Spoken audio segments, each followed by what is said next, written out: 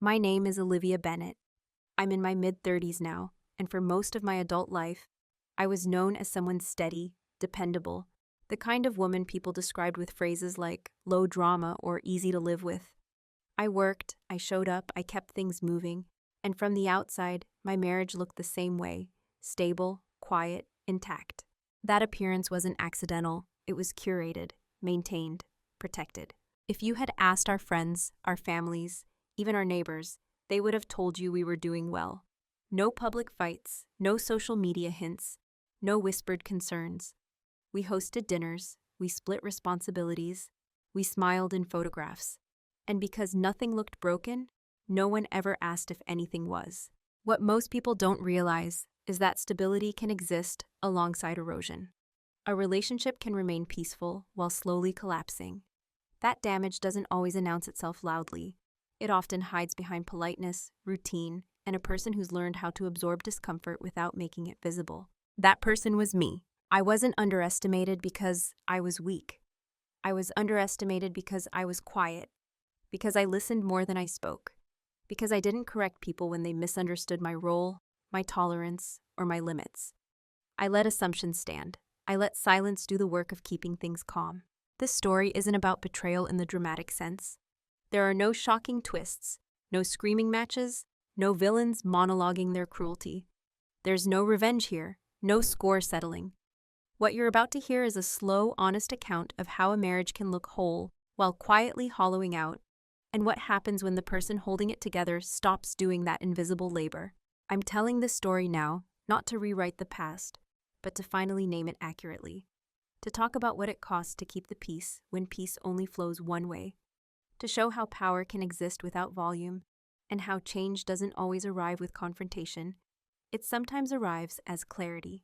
If you've ever felt like the most important work you were doing went unnoticed, if you've ever been praised for being easy while feeling increasingly erased, if you've ever wondered whether silence was protecting you or slowly shrinking you, then this story may feel uncomfortably familiar. I won't exaggerate what happened.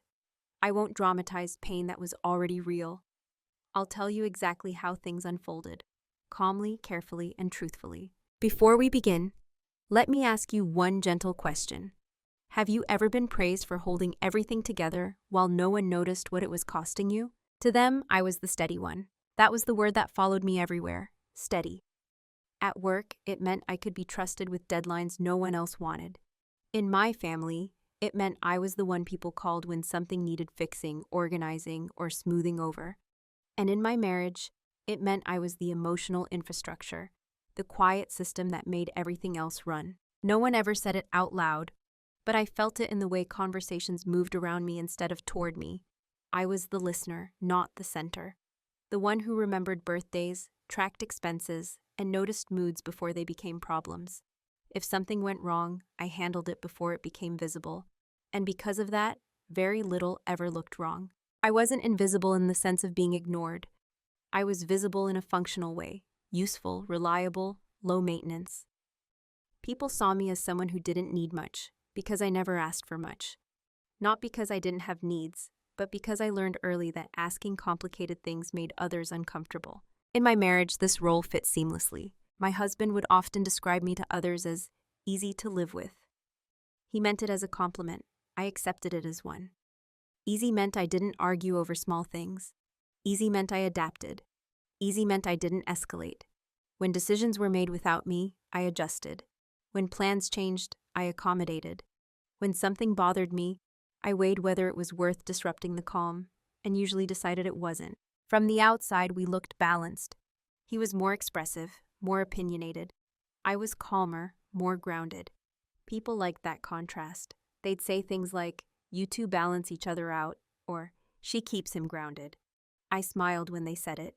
I didn't correct them. What they didn't see was how often grounding meant absorbing. Absorbing dismissive comments disguised as jokes. Absorbing decisions already finalized before I was informed. Absorbing the subtle shift from partnership to expectation. None of it is dramatic enough to point to. None of it was loud enough to demand intervention. Just small, cumulative moments where my presence mattered less than my compliance. I told myself stories to make it reasonable. This is what compromise looks like. He's stressed. I'm just more adaptable. And because I said those things calmly, because I didn't cry or yell or threaten to leave, everyone assumed I was fine, including him. I became very good at being the emotional buffer. If tension entered a room, I diluted it. If someone was upset, I translated. I noticed patterns before anyone else did, and quietly adjusted myself to avoid conflict. Over time, people stopped seeing that effort altogether. It became the baseline, the expectation. And expectations are strange things. Once set, they're rarely acknowledged again. I don't say this with bitterness. I'm describing it the way you'd describe weather patterns, objectively, after the fact. At the time, I believed this role was a strength. I believed being low friction meant being mature, that keeping things smooth was a form of love. What I didn't realize yet was how thoroughly I had been categorized. I was the one who wouldn't make a scene, the one who wouldn't leave, the one who would understand. And when someone believes those things about you long enough, they stop checking whether they're still true. There's a specific loneliness that comes from being consistently relied upon, but rarely considered. From being known as capable instead of cared for. From being seen as stable instead of seen fully. I carried that loneliness quietly because it didn't seem like the kind of loneliness that justified complaint. After all, nothing was wrong, not in any obvious way, but something essential was missing, and at that stage, I couldn't yet name it. I only knew that the version of me everyone depended on felt thinner each year, more like a role than a person. And roles, once assigned, are hard to step out of without unsettling everyone who benefits from them. That was who I was to them. Not weak, not broken, just assumed. The first time it happened, I almost missed it. That's the strange thing about small cuts. They don't announce themselves as injuries, they feel more like misunderstandings. Moments you replay once or twice, then file away because bringing them up would feel disproportionate. This was one of those moments. We were at a small dinner with friends, nothing formal, just wine, shared plates, casual conversation. Someone asked a question about a decision we'd recently made together, or at least I thought we had. Before I could answer, my husband spoke over me, not loudly, not aggressively, just decisively. He explained our choice, his version of it. I remember pausing, my glass halfway to my mouth, listening. There were details missing, nuances, my reasoning, my concerns, but no one noticed because his explanation was smooth, confident, complete enough to sound final. I could have corrected him. I could have added, actually, what we talked about was... But the moment passed quickly. Someone nodded. Another person changed the subject. The conversation moved on without me. I smiled. I always smiled. Later that night, I mentioned it gently. I framed it carefully, the way I'd learned to do. I said something like, "Hey, earlier when you were explaining that, I felt a bit left out. I just wanted to share my side too." He looked surprised, not defensive, confused, as if the idea hadn't even occurred to him that there was another side. "Oh," he said, "I didn't think it was a big deal." That sentence landed softly, but it stayed. Not a big deal. It wasn't said unkindly. It wasn't meant to dismiss me. But it did something subtle. It reclassified the moment as insignificant. And because I trusted his intention, I accepted that classification. I told myself I was being sensitive, that he hadn't meant anything by it, that it was one conversation, one evening, one harmless oversight. I didn't want to be the kind of person who dissected interactions to death. I didn't want to introduce tension where none was necessary. So I let it go. But something shifted, not outwardly, but internally. A small recalibration, a new awareness. I started noticing how often this happened in miniature ways. Not just speaking over me, but speaking for me. Answering questions directed at both of us without checking whether I wanted to respond. Making plans in front of others and assuming my agreement. Each instance was minor, easily explained away, and each time I told myself the same thing. This isn't worth making an issue of. The problem wasn't any single moment. It was the accumulation of moments that taught him something without either of us realizing it. That I would adjust quietly, that I would fill in the gaps privately, that I would absorb the discomfort so the surface stayed smooth. And everyone else followed that lead. Friends began directing logistical questions to him.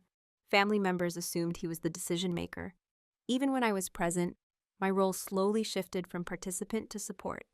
Not because anyone intended it, but because no one ever saw me push back.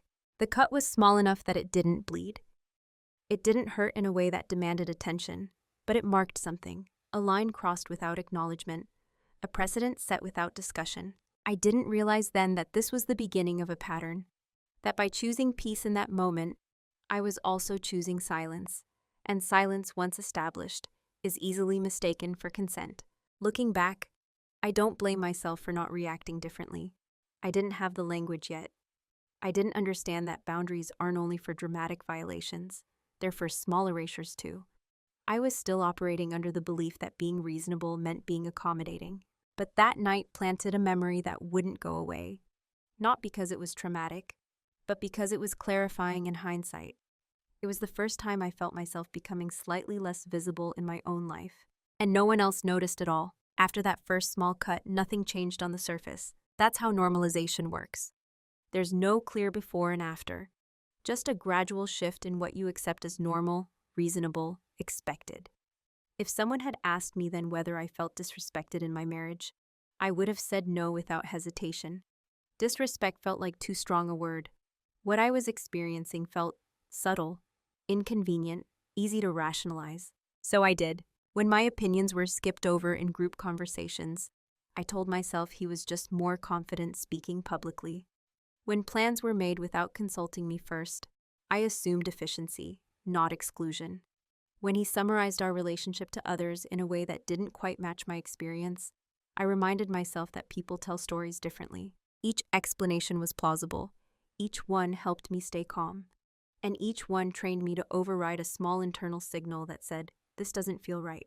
I started pre-editing myself. Before speaking, I'd ask, "Is this necessary? Will this change anything? Is it worth the friction?" Most of the time, the answer was no. Not because my thoughts didn't matter, but because I had learned that voicing them wouldn't shift the outcome. So I conserved energy. I chose quiet. And over time, quiet became my default. What I didn't realize was how visible that choice was to everyone else. Silence sends a message, even when you don't intend it to. It tells people what they can get away with. It tells them where your boundaries are, or that you might not have any worth testing. The dismissals became easier, casual, almost affectionate in tone. He'd interrupt me mid-sentence and finish my thought incorrectly, then laugh when I corrected him. "You know what I mean," he'd say. Or he'd respond to something serious I said with, "You're overthinking it." Not sharply, not cruelly, just enough to close the topic. And I'd let it close. I told myself that marriages require flexibility, that not every thought needs airtime, that harmony matters more than precision. These weren't lies. I still believe those things to an extent, but I was applying them unilaterally. I was the only one flexing. Slowly, my role shifted from partner to stabilizer. I wasn't there to be engaged with. I was there to keep things from tipping. And because I was good at it, no one questioned the arrangement. The most disorienting part was how normal it felt. There was no sudden loss, no dramatic betrayal, just a slow dulling of my own presence. I stopped expecting curiosity. I stopped offering disagreement unless I was certain it would be received well. I became strategic about when to speak, not to be manipulative, but to avoid being dismissed. That's when I knew something was off. Not because of how he treated me, but because of how I had started treating myself. I had internalized the idea that my thoughts were optional, that my emotional responses were inconveniences to be managed privately. That being loved meant being low impact. And the more I adjusted, the more others adjusted around me, assuming I was fine, assuming I didn't mind, assuming I would always adapt. There's a particular exhaustion that comes from constantly translating your inner world into something palatable for others, then deciding it's not worth sharing at all. I carried that exhaustion quietly. I functioned well. I smiled. I showed up. But inside, something hardened. Not anger, not resentment. Something more neutral and more dangerous to the status quo. Detachment. I began observing instead of participating, noticing patterns instead of reacting to them. I paid attention to who was listened to, whose preferences shaped outcomes, and whose discomfort mattered enough to prompt change. And I noticed with uncomfortable clarity that mine rarely did. This wasn't about him becoming cruel. It was about me becoming predictable. He didn't need to dismiss me deliberately. I dismissed myself preemptively. I made it easy. That realization didn't make me want to fight. It made me want to understand, to see how we got here, to see what I had contributed to this dynamic by confusing peace with absence. I still didn't confront him, not yet. I was still too invested in being reasonable, in not making a thing out of something that had no single dramatic moment attached to it. But the normalization was complete. What once would have felt like a small cut now barely registered at all. And that scared me more than any argument ever could. It wasn't until much later that I understood this wasn't just a series of moments. It was a role. Roles form quietly. No one announces them. They emerge from repetition, from what you tolerate, from what you make easy for others. And once a role solidifies, people interact with the role instead of the person. Mine was simple. I was the reliable one, the one who would handle it, the one who wouldn't object, the one who would understand. I saw it in how decisions were discussed around me instead of with me. Conversations would move forward as if my agreement was assumed, not required. My presence became symbolic, proof that things were fine, rather than participatory. At first, I thought this was maturity. I told myself that not everything needs to be negotiated. Strong relationships don't require constant affirmation. But there's a difference between trust and erasure, and I had crossed that line without noticing. I began to see how others spoke to me, not unkindly, but conclusively, as if my input had already been factored in by default. When I did offer a differing opinion, there was often a pause, a recalibration, not resistance, confusion, as though I had momentarily stepped out of character. And nothing reveals a role more clearly than the discomfort people feel when you stop playing it. At home, the expectations were subtle but firm. I managed the invisible logistics. I remembered, I anticipated, I smoothed. When something went well, it was just how things were supposed to go. When something didn't, I felt an unspoken pressure to absorb the impact. Not because anyone demanded it, but because that's what I'd always done. What troubled me wasn't the imbalance itself. It was how normalized it had become, how little curiosity there was about my experience. No one asked whether I was tired of being the anchor, whether I wanted something different, whether the version of me they relied on still existed willingly. And I realized something unsettling. I had trained them well. I had rewarded assumptions with compliance. I had responded to dismissal with calm. I had treated my own discomfort as something to be managed internally, rather than addressed collectively. Over time, this taught everyone, including my husband, that my boundaries were flexible, negotiable, maybe even non-existent. But boundaries don't disappear. They go underground. I still had values. I still had limits. I just stopped expressing them out loud. And because no one could see them anymore, they stopped accounting for them. The role of reliable came with an unspoken cost, invisibility. Not total erasure, but a kind of emotional flattening. I was present but not fully engaged. Included but not consulted, needed but not known. And the strangest part, I was praised for it. People would say things like, "You're so easygoing," or "I don't know how you stay so calm," or "He's lucky to have someone like you." I accepted those compliments politely, even as something in me recoiled, because what they were really admiring was my willingness to disappear in small ways. I didn't resent them for it. They were responding to the version of me I had presented.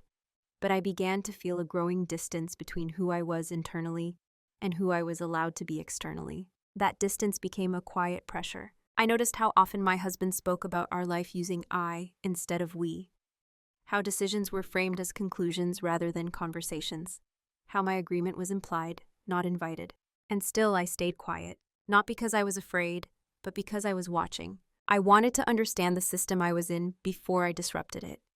I wanted to see how deeply this role was embedded, whether it could be softened, renegotiated, or whether it had become structural. Because once a role becomes structural, stepping out of it doesn't cause friction, it causes collapse. I wasn't ready for that yet, but I was no longer unaware. The day something shifted wasn't dramatic. There was no argument, no raised voices, no revelation delivered in a moment of crisis. It happened on an ordinary afternoon, in the kind of silence that usually felt safe to me. I was sitting at the kitchen table, laptop open, half working, half listening to the familiar rhythm of our life. He was talking about a plan he had made, not a future dream, not a casual idea, a concrete decision. Dates, logistics, and assumptions are already locked in. And as I listened, I realized something with surprising clarity. I had not been part of this decision at all. Not consulted, not informed beforehand, just placed into it. I remember the exact sensation, not anger, not sadness. It felt like a door closing very quietly inside me. A click. Clean, final. I asked a question, not confrontational, just factual. "When did you decide this?" He answered easily, casually, as if the timeline didn't matter, as if my presence in the process was optional, as if my role was simply to adapt, like always. And in that moment, I saw the pattern in full, not as a series of misunderstandings, not as stress, not as poor communication, but as a system that worked because I made it work. A system where my silence was not neutral, it was functional. What shifted wasn't my behavior, it was my interpretation. For the first time, I stopped asking, "Why is he doing this?" and started asking, "Why am I still allowing it?" That question didn't come with judgment. It came with calm, with a kind of emotional distance I hadn't felt before. I wasn't hurt in the way I used to be. I was clear. I didn't argue. I didn't object. I nodded, said I needed to think, and returned to my laptop. He continued his day, unaware that anything had changed. But something had. I realized then that confrontation wasn't my next move. Understanding was. I began replaying past moments, not to assign blame, but to trace cause and effect. How often I had chosen ease over expression. How often I had minimized myself to preserve stability. How that choice, repeated over the years, had taught everyone exactly how to treat me. This wasn't about him being malicious. It was about me being consistently accommodating. And accommodation, when unbalanced, becomes expectation. That afternoon, I didn't feel small. I felt grounded. Detached enough to see clearly, but present enough to care. I understood that if I spoke up now, I'd be treated like I was overreacting, like this was sudden, like this came out of nowhere. But it didn't. It had been building quietly for a long time. So instead of reacting, I observed. I paid attention to my own responses, noticing how little urge I felt to explain myself, how unnecessary it suddenly seemed to justify my need to be included, how tired I was of translating basic partnership into something digestible. I also noticed something else, something important. I wasn't afraid of losing the relationship anymore. That realization didn't bring relief or excitement. It brought neutrality, a sense that whatever happened next, I would be okay. That my identity wasn't as entangled in this dynamic as I once believed. I didn't share this shift with anyone, not friends, not family, not him. It wasn't something to be announced. It was something to be understood privately. That evening, we ate dinner like we always did. We talked about small things. The tone was normal, comfortable. If someone had been watching us, they would have seen nothing unusual. But inside, I had stepped back, not emotionally withdrawn, but strategically present, no longer trying to maintain equilibrium at my own expense, no longer assuming it was my job to absorb. I didn't know yet what I was going to do. I only knew what I wasn't going to do anymore. I wasn't going to disappear quietly and call it peace. That day didn't end the marriage. It didn't start a plan. It started with clarity. And once clarity arrives, it doesn't leave. After that day, I didn't suddenly find my voice. That's the part people often misunderstand. Silence, when chosen consciously, isn't the same as silence born of fear. What changed wasn't my volume, it was my intent. I stopped explaining myself, not in a dramatic way. I didn't announce new boundaries or demand different treatment. I simply stopped offering emotional labor that went unrecognized. I answered questions directly instead of cushioning them. I listened without correcting. I observed without absorbing. And because I had been so consistently accommodating before, this shift went unnoticed. He assumed I was fine, everyone did. That's the paradox of being invisible for too long. When you finally step back, people assume you're still standing in the same place. My silence became deliberate, strategic. I used it to gather information rather than deflect tension. I paid attention to what happened when I didn't smooth things over. Who noticed? Who filled the gaps? Who didn't? Most people didn't. I realized how much effort I had been putting into maintaining emotional continuity, how often I had stepped in to clarify intentions, soften language, or preempt conflict. Without that buffer, small misunderstandings began to linger. Conversations ended abruptly. Decisions felt heavier. Still, no one connected those changes to me. They never do. When silence is mistaken for weakness, it gives you an unexpected advantage. Time, space, the ability to see without being seen. I began documenting, not obsessively, not emotionally, just factually, dates, decisions, patterns, not because I was preparing a case, but because I wanted accuracy. I wanted to trust my memory. I wanted to stop second-guessing myself. I also noticed how differently I felt. Lighter, in a way. Less reactive. Less invested in being understood. There's a strange freedom in letting go of the need to be validated by people who aren't listening anyway. My husband interpreted my quiet as contentment, as acceptance, as maturity. He became more decisive, more unilateral, mistaking my lack of objection for agreement. And I let him, not out of spite, but out of clarity. I was no longer trying to be heard. I was trying to see the full shape of the dynamic I was in, to understand what would happen if I stopped compensating. What happened was this: the imbalance became obvious. Without my constant adjustments, the relationship revealed itself as asymmetrical. He moved forward. I adapted, or rather, I stopped adapting. I let the friction exist. I didn't argue when decisions were made without me. I noted them. I didn't correct narratives that excluded my perspective. I listened to them as data. This wasn't passive aggression. There was no hidden agenda. I wasn't testing him. I was testing reality. Could this relationship function without my invisible labor? The answer came slowly but unmistakably. It functioned but poorly. There was more confusion, more misalignment, more moments of disconnection. But instead of prompting reflection, these issues were attributed to stress, timing, and external factors, never to the absence of my emotional scaffolding.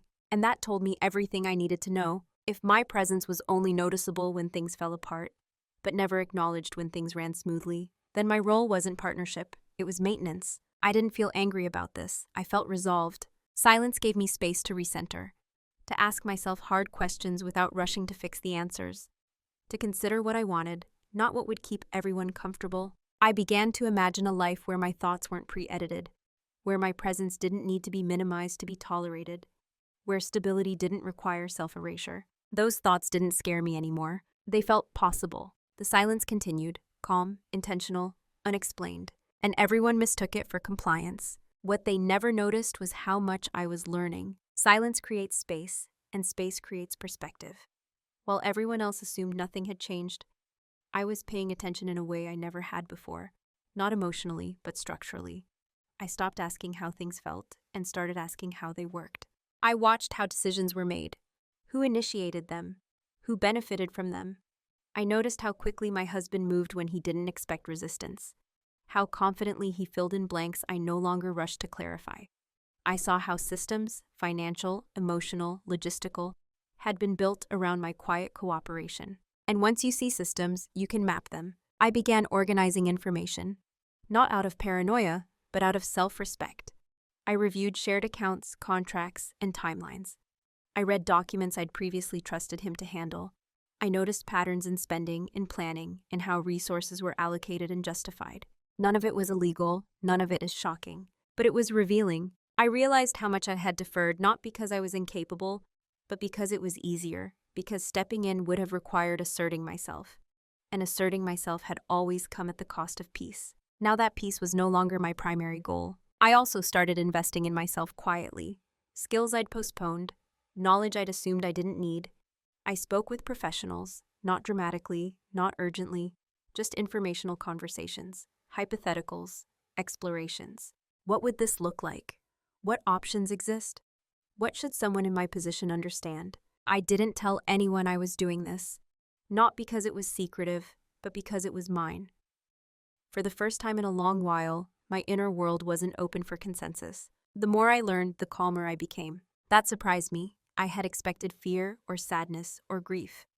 Instead, I felt grounded, prepared, as if I were finally standing on solid footing rather than constantly adjusting to shifting ground. Meanwhile, life continued as usual. We attended events, we made plans, we talked about the future in abstract terms. He remained confident, assured, certain that things were stable because they had always been. That's the danger of stability built on one person's silence. It looks permanent until it isn't. What he didn't notice was that I had stopped centering my decisions around his expectations. I wasn't reacting anymore. I was positioning. I paid attention to language, to what was said versus what was assumed. I stopped correcting small inaccuracies about my preferences, my availability, my priorities. I let people reveal what they believed about me. And they did. They believed I would stay. They believed I would adapt. They believed I would understand. Those beliefs made them comfortable. They also made them careless. I didn't confront that carelessness. I documented it. I also began reclaiming small pieces of myself. Time, energy, focus. I stopped overfunctioning. Stopped preemptively solving problems that weren't mine. Stopped cushioning outcomes that didn't involve me. And still no one noticed. Because when you've been invisible long enough, your absence feels like background noise, not a signal. This wasn't preparation in the dramatic sense. There were no countdowns, no secret deadlines, just a quiet alignment between what I knew and what I was no longer willing to tolerate. I wasn't planning revenge. I wasn't trying to win. I was preparing for autonomy. There's a difference. Autonomy doesn't require the other person to be wrong. It only requires you to stop being erased. By the time I finished gathering what I needed, information, clarity, confidence, I felt something settle inside me. Not excitement, not relief, readiness. And readiness is dangerous to systems that depend on your compliance. Still, I said nothing, because the most effective shifts happen long before anyone realizes a change is coming. The reveal didn't arrive with a rush of adrenaline. There was no moment where I sat back and thought, this is it. No cinematic pause, no surge of triumph. What I felt instead was quiet confirmation, like the final piece of a puzzle clicking into place after you've already accepted what the picture will be. I was reviewing documents one evening, not anxiously, not obsessively, just methodically. By then, I had learned how to read between the lines I used to skim past. I knew what mattered and what didn't. I understood the structure well enough to see where the leverage lived. And I found it. Not a secret, not a scandal, not anything that would shock an outsider. Just asymmetry. I saw clearly, for the first time, how much of our shared life rested on assumptions that only worked if I stayed silent and accommodating. How many decisions had been built on my implied consent rather than my explicit agreement. How much responsibility I carried without corresponding authority. And, more importantly, I saw where that could change. The realization didn't make me smile. It didn't make me angry. It made me still. Because clarity doesn't need emotion to be powerful. I understood then that I had options I hadn't allowed myself to consider before. Not because they hadn't existed, but because considering them would have disrupted the image of stability I worked so hard to protect. Now that image mattered less than accuracy. I didn't act immediately. That's important. I didn't rush to use what I'd learned. I sat with it. I tested it mentally from every angle. Not to find the most dramatic outcome, but the most ethical one. My moral code hadn't changed. I still didn't believe in retaliation. I didn't want to punish or humiliate or expose. I just wanted to stop participating in something that required my quiet disappearance. I asked myself difficult questions. If I act, am I doing this out of anger or alignment? If I leave things as they are, what am I consenting to long term? What does integrity look like now that I see the full picture? The answers came slowly but consistently. Integrity meant not pretending anymore. It meant not correcting the imbalance privately while presenting harmony publicly. It meant choosing truth over comfort, even if that truth unsettled others. What struck me most was how little resentment I felt. I had expected to feel wronged, vindicated, justified. Instead, I felt responsibility toward myself, toward the version of me that had been patient, understanding, and quiet for so long. She deserved accuracy. She deserved agency. I also realized something else, something sobering. If I revealed what I knew too early, it would be dismissed, framed as overthinking, emotionalized, turned into a discussion instead of a decision. So I kept it private. Leverage isn't loud. It doesn't announce itself. It waits until it's needed. I didn't change my behavior outwardly. I didn't hint at what I'd discovered. I didn't test reactions or seek reassurance. I simply adjusted internally, aligning my next steps with this new understanding. The peace in that decision surprised me. I slept better. I spoke less. I listened more selectively. My energy consolidated instead of leaking out through constant accommodation. Nothing had changed yet, but everything had. Because once you privately reclaim your power, you stop negotiating with yourself. And that's when the real decision begins to form. There comes a point, not dramatic, not loud, when possibility narrows into choice. For a long time, I lived in the space of maybe. Maybe things would rebalance. Maybe awareness would lead to change. Maybe this clarity was enough on its own. That space felt responsible, patient, open-ended. But clarity has a way of demanding direction. The decision point didn't arrive because something new happened. It arrived because nothing did. The pattern held. The assumptions remained intact. The role stayed assigned. And I realized that waiting was no longer neutral. It was a choice. I sat with the options carefully. I didn't rush to frame them as right or wrong. I wanted to see them plainly, without fear or fantasy. I could speak up fully now, lay everything out, name the imbalance, and ask for renegotiation. That path required vulnerability, patience, and the willingness to be misunderstood at first. It also required the other person to be capable of seeing me as something other than the role I'd always played. I could continue as I was, aware, detached, quietly autonomous in my mind, but still structurally bound to a system that depended on my invisibility. That option offered comfort and predictability, but it demanded a long-term trade I was no longer willing to make. Or I could choose something irreversible, not destructive, not explosive, just final in a way that didn't invite endless discussion. That option scared me, not because it was wrong, but because it was honest. I noticed how my body responded to each possibility. The first came with tension, the second with heaviness, the third with a calm I didn't fully trust yet. Calm can be misleading when you're used to living in an accommodation, but this felt different. It wasn't numbness, it was alignment. I realized that any conversation I initiated now would be framed as a deviation, a disruption, a sudden change.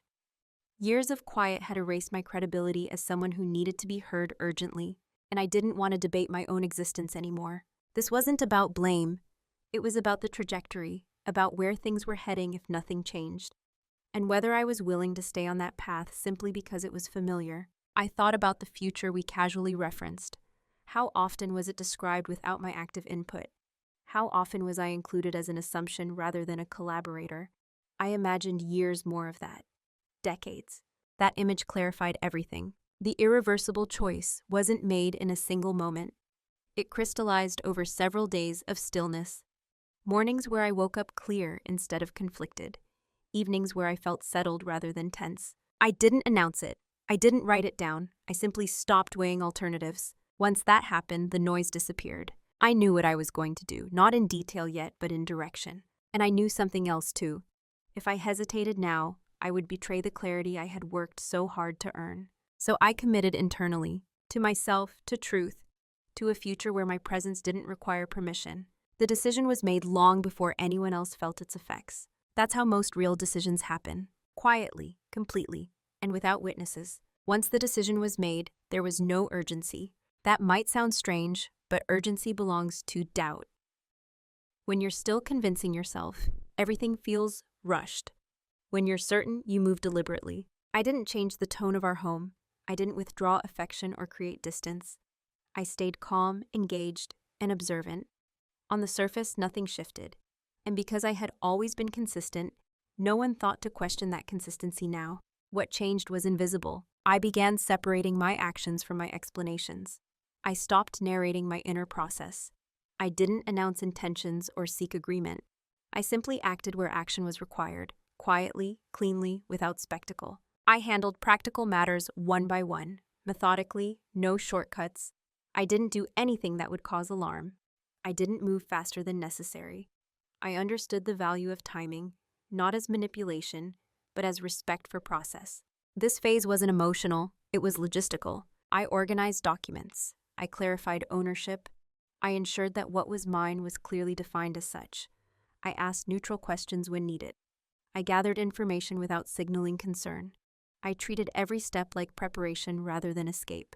At times, I was struck by how little resistance there was. Systems built on assumptions rarely defend themselves until the assumption is gone. I noticed how often my husband spoke about future plans with confidence, plans that still included me, unquestioned. I listened without correcting him. Not because I was deceiving him, but because the conversation no longer required my participation. I wasn't misleading. I was no longer volunteering reassurance. There's a difference. I also became more selective with my energy. I stopped filling empty space with effort. If something wasn't asked of me directly, I didn't preemptively handle it. I let tasks remain undone until someone noticed. Some things were noticed, some weren't, and that distinction told me exactly how much of my labor had been taken for granted. I didn't feel resentful watching this. I felt validated. The quiet kind of validation that doesn't need applause. Just confirmation that your understanding of reality is accurate. I was careful not to act out of coldness. I remained polite, consistent, fair. I didn't want to rewrite myself as someone else to justify the change. I wanted continuity, with integrity. In moments of reflection, I checked in with myself. Am I still acting from alignment? Am I being honest in my behavior, even if I'm not explaining it? The answer was always yes. Silence, when grounded in certainty, is not avoidance, it's restraint. I knew that once this process reached its natural conclusion, explanations would be demanded. Questions would surface, reactions would follow, but explanations are most effective when they come after the ground has already shifted. Until then, my responsibility was simple: move carefully, move cleanly, move without noise. And I did. The consequences didn't arrive all at once. They came the way most real consequences do, subtly, unevenly, and without explanation. At first, it was just a sense of friction. A few things are not lining up the way they used to. Small disruptions that couldn't be traced back to a single cause. He noticed, but only vaguely. Something felt off. Not wrong, just different. Plans required more clarification. Tasks didn't resolve themselves as smoothly. Conversations ended without the usual sense of closure. The emotional continuity he was used to, something I had quietly maintained for years, was no longer automatic. And for the first time, he felt that absence. He didn't know what it was, he couldn't name it. He certainly didn't connect it to me. He assumed stress, timing, external pressure. That's what people assume when the foundation shifts, but the structure still looks intact. I watched this without satisfaction. That's important to say. There was no sense of finally, no vindication, just observation, the calm kind. The kind that comes when you've already accepted the outcome. I noticed how often he paused now, how he asked questions he'd never asked before. He seemed momentarily unsure in situations where confidence used to come easily. Not because I was doing anything to undermine him, but because I was no longer compensating. The invisible support had been removed, and gravity was doing what gravity does. At first, he tried to restore the familiar rhythm. He became more talkative, more expressive. He filled space with commentary, with plans, with reassurance. It wasn't manipulative, it was instinctive. He was reaching for equilibrium without understanding what had changed. But equilibrium requires participation from both sides. And I was no longer participating in the same way. I responded politely, calmly, without adding emotional texture. I didn't argue or accuse. I didn't point out what was missing. I let him feel it instead, not as punishment, but as information. Others noticed too eventually. Friends commented on the energy between us, not directly, just small remarks. "You seem quieter lately." "Everything okay?" I answered honestly but briefly. "I'm fine," which was true. The difference was that I no longer felt responsible for managing other people's interpretations. What surprised me most was how unsettled everyone else became before I did. I was steady. I had already adjusted internally. I had already grieved the version of the relationship that required my silence. Everyone else was just beginning to sense the shift. He grew restless, not angry, not confrontational, just uneasy, as if something he relied on was no longer reliable, but he couldn't identify what it was or why it mattered so much. That unease surfaced in small ways. Questions about plans we'd already discussed, checking in more frequently, seeking confirmation he'd never needed before. And I answered truthfully, but without filling in the gaps. I didn't reassure him unnecessarily. I didn't soothe the discomfort I hadn't caused. I allowed uncertainty to exist. For years, I had absorbed uncertainty on his behalf. Now it belonged where it originated. This was the beginning of the end. Not because something dramatic happened, but because the system was no longer being maintained. And systems that depend on unacknowledged labor collapse slowly, then all at once. He didn't know that yet, but he was starting to feel it. By the time he realized something was truly wrong, the window for fixing it had already closed. That's not meant to sound cruel. It's just how timing works when change has been delayed too long. Awareness that arrives late doesn't reverse damage, it only explains it. He started asking questions more directly then. Not accusations, not demands. Questions that came from confusion rather than understanding. "Are you upset about something? Did I miss something? You've been different lately." I heard the sincerity in his voice.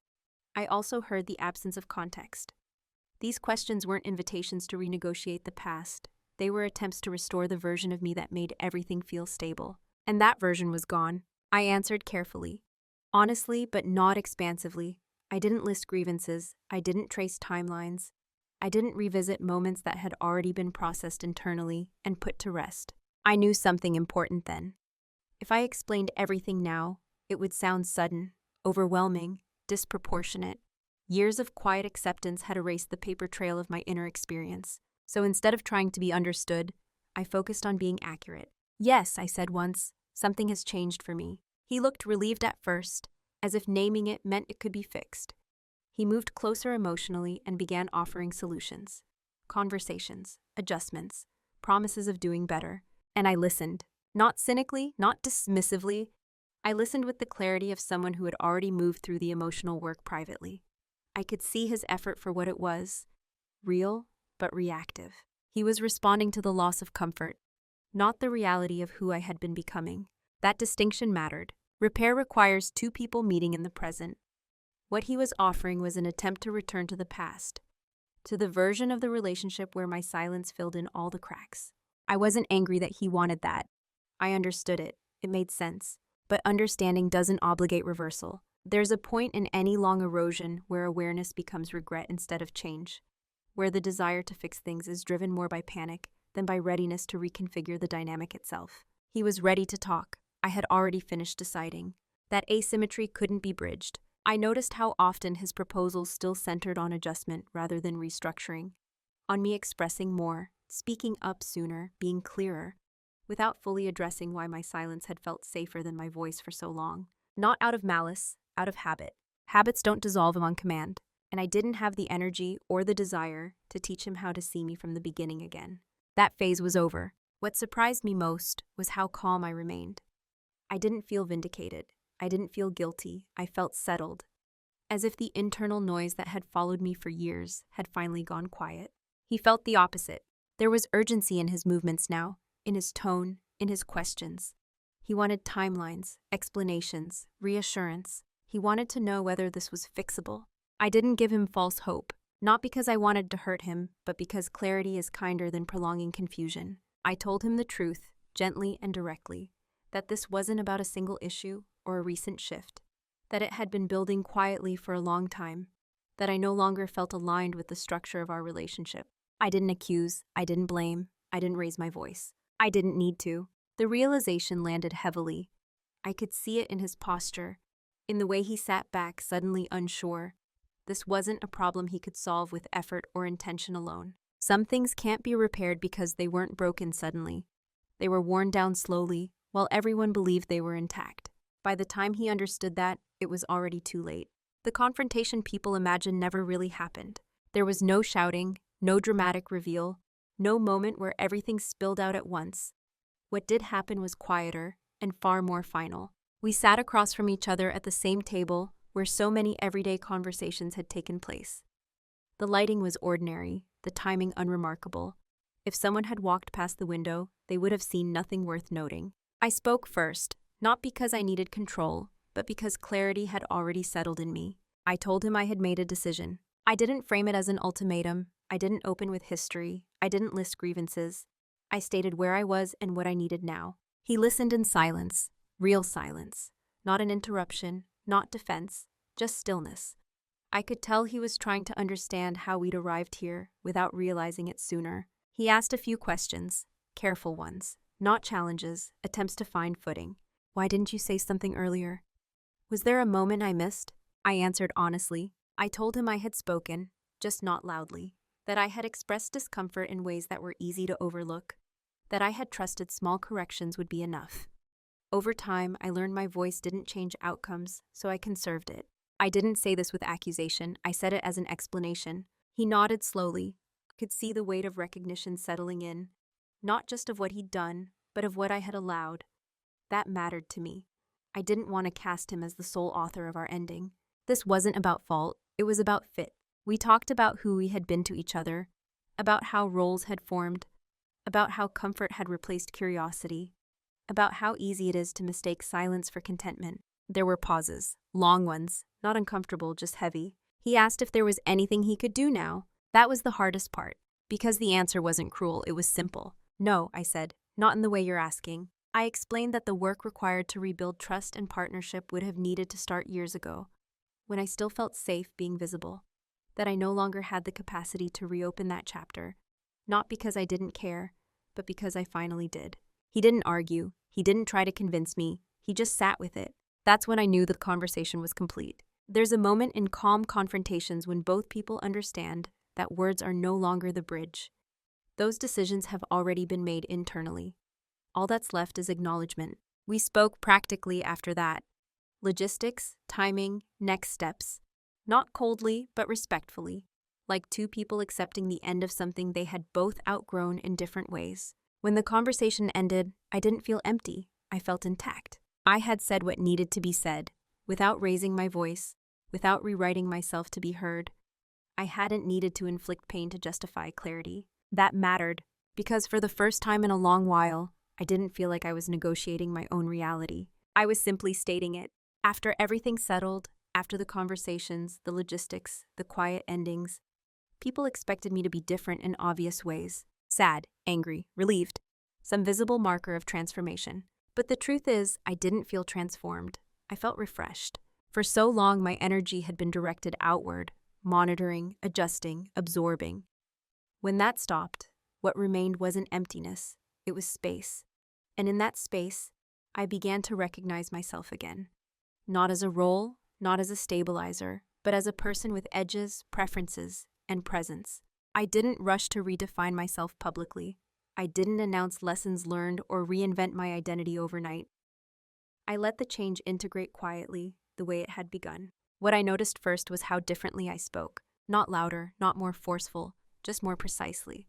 I didn't soften statements to make them easier to receive. I didn't preemptively justify my needs. If something mattered to me, I said so. If it didn't, I let it go without explanation. That alone changed how people responded. Some were surprised, some needed time to recalibrate. A few drifted away, not angrily, just naturally, once the version of me they relied on was no longer available. I let them. Not everyone is meant to walk with you beyond the role they assign you. I also noticed how calm my inner world became.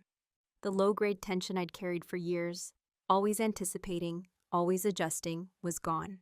Decisions felt simpler, not because life was easier, but because I wasn't negotiating against myself anymore. I trusted my own signals. If something felt off, I paid attention. If something felt aligned, I moved toward it without overanalyzing whether it would inconvenience someone else. That trust wasn't dramatic. It was steady, quiet, earned. I didn't regret the marriage. That surprises people when I say it. I don't see it as wasted time. It taught me how easy it is to confuse endurance with love, and how important it is to remain visible, even when visibility feels uncomfortable. Those lessons weren't theoretical. They lived. And because I lived them fully, I don't need to repeat them. What I carry forward now isn't bitterness. It's discernment. I know the difference between peace and silence, between compromise and erasure, between stability that nourishes and stability that drains. And I don't offer myself to situations that require me to shrink. That doesn't make me rigid. It makes me present. I still value calm. I still prefer resolution over drama. I just no longer believe that my quiet should come at the cost of my agency. Who I am now isn't louder. She's clearer. Clear about her boundaries. Clear about her values.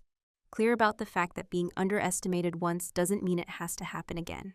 And if there's strength in that, it's not the kind that announces itself. It's the kind that stands without needing to prove anything. There's a lesson people often expect at the end of stories like this. Something sharp, something definitive, a warning or a rule or a clear villain to point to. But the truth I arrived at is quieter than that. Not all harm is loud. Not all loss comes from betrayal. And not all endings are caused by cruelty. Some relationships don't fail because someone did something unforgivable. They fail because one person slowly disappears and no one notices until they're gone. I stayed silent for a long time because I believed silence was kindness, because I thought understanding meant absorbing, because I thought being easy was a form of love. What I learned is this: peace that requires self-erasure is not peace. It's a postponement. If you're always the one adjusting, the one translating, the one making things smooth, ask yourself a difficult question, not in anger, but in honesty. What happens if I stop? Who notices? Who asks why? Who assumes you'll return to your place? Those answers tell you more than any argument ever could. This story isn't about winning. It isn't about revenge or proving a point.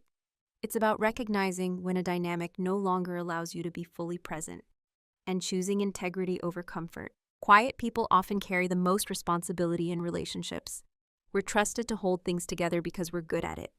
But being capable doesn't mean being inexhaustible. And being calm doesn't mean being unaffected. If there's one thing I hope stays with you, it's this. Your voice doesn't need to be loud to matter, but it does need to be used. Not all at once, not dramatically, just honestly and in time. And if you're already at the point where silence feels safer than speaking, that's not a personal failure. It's information. Information you deserve to listen to. Before we end, I'd like to ask you something, not to provoke, but to invite reflection. Have you ever realized, a little too late, that you were keeping the peace while quietly losing yourself? If so, I'd love to hear what that moment looked like for you.